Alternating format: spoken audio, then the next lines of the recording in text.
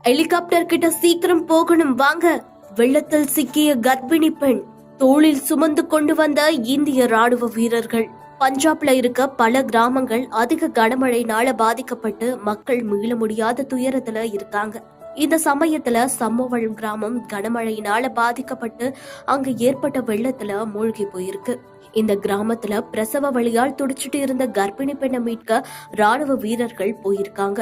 அதிகமான வெள்ளத்துல அந்த ஊர் மூழ்கி போயிருந்ததால படகுல போக முடியாதுன்னு 18 கிலோமீட்டர் நடந்தே அந்த கிராமத்துக்கு போயிருக்காங்க. அந்த பெண் படுக்கையில அசைய முடியாத நிலையில படுத்திருந்ததை பார்த்துட்டு ராணுவ வீரர்கள் அந்த பெண்ணை கட்டிலோட தோல்ல சுமந்து தூக்கிட்டு வராங்க.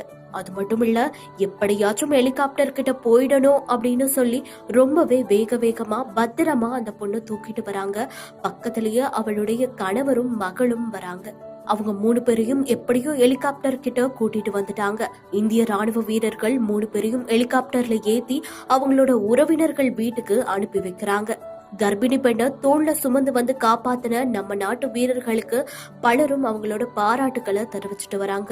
நீங்களும் உங்களோட பாராட்டுக்களை கமெண்ட்ல சொல்லுங்க.